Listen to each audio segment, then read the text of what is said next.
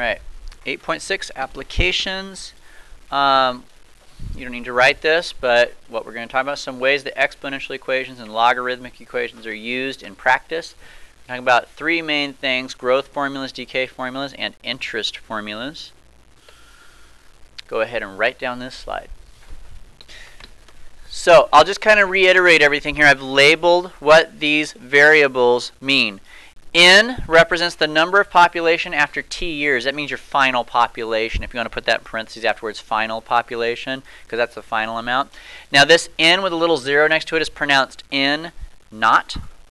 I would love to spell it for you, but I don't know how to spell the naught. I don't know if it's like N-O-T or N-A-U-G-H-T. I'm not really sure. But it's pronounced N naught. And what that means is that's your starting amount. Anytime when you're in science or math, if there's a little 0 at the bottom, that means that's your starting amount. So that's your starting population. D. D is the time it takes to double, and T is the total time. And here's something important.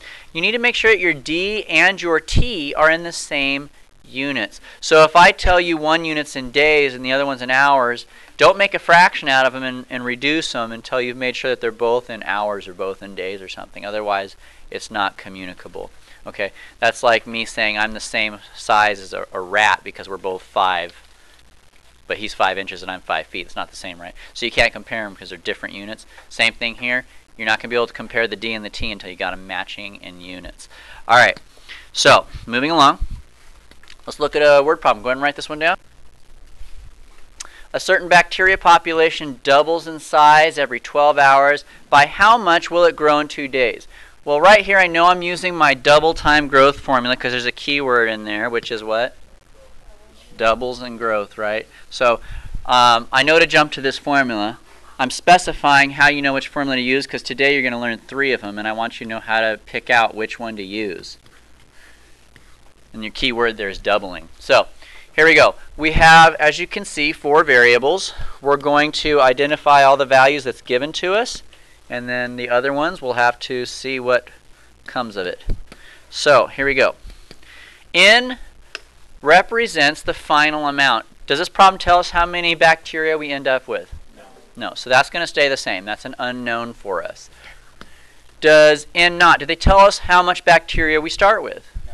No. That's rare. Usually they're going to tell you everything but one of the variables. But in this case, no. And you'll see why. Because it gives you a meaningful answer if you do it like that. You'll see why when we get there. T, now if you don't remember what T is the total amount of time. How long are they letting these bacteria go on? 2 days is the total time. 2 days. Now what is the other time, the 12 hours? That's the doubling time. That means that's how long it takes to double. So that's 12 hours. Now before I can proceed any further with this problem, what do I need to do? Make sure they have the same units, right? So I would recommend changing days to hours. So how many hours is 2 days?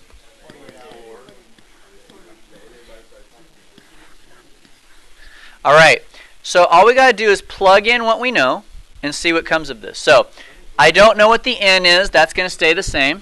I don't know what my N naught is. That's going to stay the same. But I do know what T and D are. T is going to be 48 and D is going to be 12. And we can simplify that little fraction to be what? 48 divided by 12 is 4. Now what's 2 to the 4th power? We can simplify that also. 16. And you guys know with math, usually we put the coefficient in front of the letter, so I'm going to swap those really quick. So you get this. Now, if they give you a starting population, then you can actually figure out exactly how much you end up with. But they didn't give us that. But what does this answer tell us?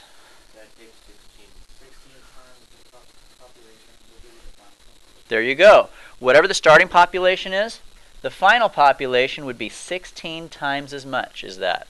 So in other words, if it doubles every 12 hours and they let this go on for 2 days, you'll have 16 times as many bacteria as you started with. Now if they actually give you a starting number like 3,000, we'll just multiply it by 16, you'll find out your final amount. Okay? So let's have you guys try one. Okay, so here's 2 problems for you. Number 1's pretty straightforward. It's a lot like the one we just did. Number 2 has a little bit of extra thinking involved, so go ahead and see how you do.